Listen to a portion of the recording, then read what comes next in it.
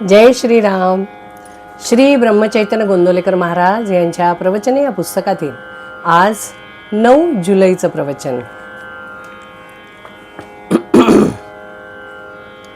नाम घेण्याचा निश्चय करावा. जे दृश्य असते ते आज ना उद्या नाश पावते. दृश्य हे स्वतंत्र नसते, भगवंताच्या अधीन असते. म्हणून जगात जी जी गोष्ट घडते ती भगवंताच्या इच्छेनेच घडते हे आपण ओळखावे. आपला देह दृश्यच आहे आणि त्याला चालवणारा भगवंत देहात आहे. त्याच्या अनुसंधानात राहण्याचा आपण प्रयत्न केला पाहिजे. हे अनुसंधान राहणे भगवंताच्या नामाने साधते. म्हणून तुम्ही सर्वांनी नाम घेण्याचा निश्चय करावा. आपले चित्त नामामध्ये गुंतले म्हणजे देहाला प्रारब्धाच्या स्वाधीन करता येतं.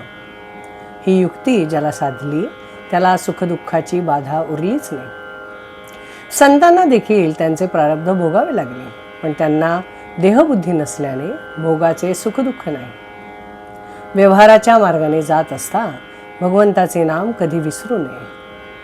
आपल्या प्रयत्नाला जे फळ येईल ती भगवंताची इच्छा समजून जे पदरात पडेल त्यात समाधान मानावे.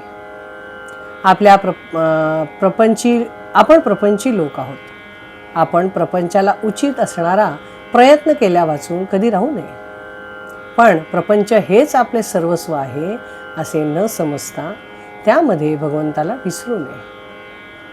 परमार्थाला सदाचरणाची फार जरुरी आहे.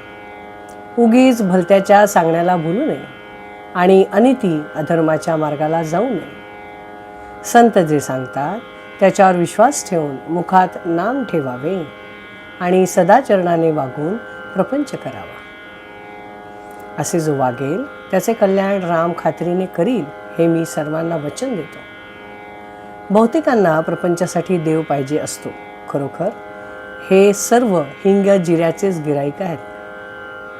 देवासाठी देव पाहिजे असे म्हणणारा खरा कस्तुरीचा चाहता कोणी भेटत नाही. जो बरा होणार नाही अशा रोग्याला बरा करतो तो डॉक्टर खरा. अगदी विषयातल्या माणसांना सुद्धा जो बाहेर काढतो तो संत खरा.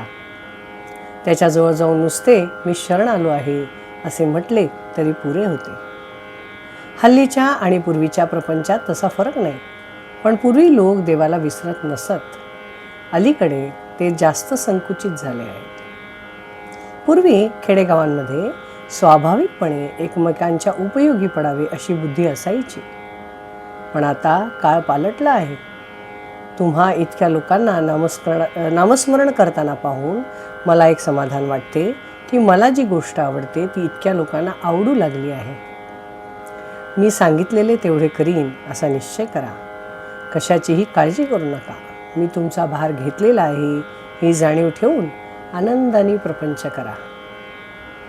भगवंताच्या नामाचा नाद लागला तर दुःखाची जाणीव कमी होईल, आणि दुःखाची जाणीव नसल्यावर दुःख असेल म्हणून बिघडले कुठे.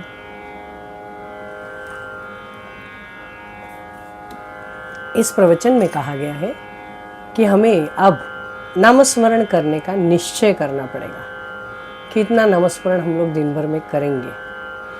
मैं प्रयत्न कर रही हूँ, बहुत दिनों से प्रयत्न कर रही हूँ कि 10 माला होनी ही चाहिए, ये करना ही चाहिए. लेकिन संसार के हमारे कर्तव्यों के पीछे हम लोग ऐसे भागते हैं.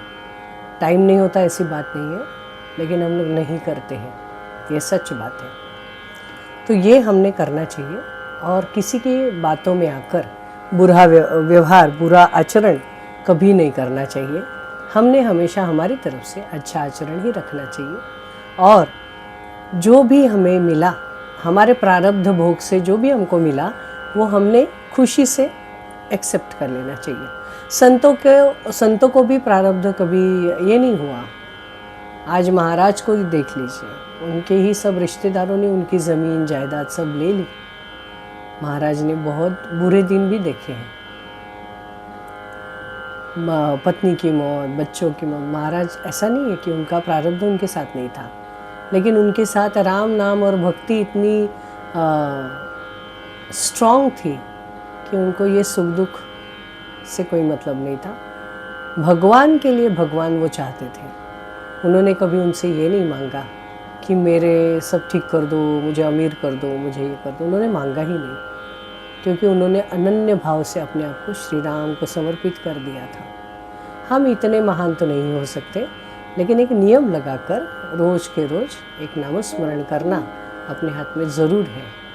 तो बस नामस्मरण करने का निश्चय करेंगे और आगे बढ़ेंगे। जय श्री राम। श्री राम जय राम जय जय राम। श्री राम जय राम जय जय राम। श्री राम जय राम जय जय राम। श्री राम जय राम जय जय राम। श्री राम जय राम जय जय राम। जय श्री राम। महाराज आहेत याची प्रचिती महाराज आजकाल मला द्यायला लागले। आज जवळजवळ 3 ते 4 दिवसानंतर पाऊस कमी झाल्यामुळे ट्रेनने मी शाळेत जाऊ शकले। मी विरारला राहते, मी बोरिवलीला जाते, तर मी जाऊ शकले। आणि ज्याप्रमाणे नेटवर्कचा प्रॉब्लेम चालला आहे त्याप्रमाणे आमच्या शाळेत जो TV आहे तो पण नेटवर्कमुळे चालत नव्हता। तर मी मुलांना सहज म्हटलं की जे पण गाणं आता त्या TVवर लागतं आहे ते आपण म्हणूया, आपण आग्रह करायला नको की आपल्याला कुठलं गाणं हवं। तर मुलं मला म्हणाली, मिस श्रीराम जय राम जय जय राम लगाओ। म्हणजे कुठलं गाणं? नादातून या नाद निर्मितो श्रीराम जय राम जय जय राम। आणि माझी मुलं इतकी सुरात ते श्रीराम जय राम जय जय राम म्हणायला लागली।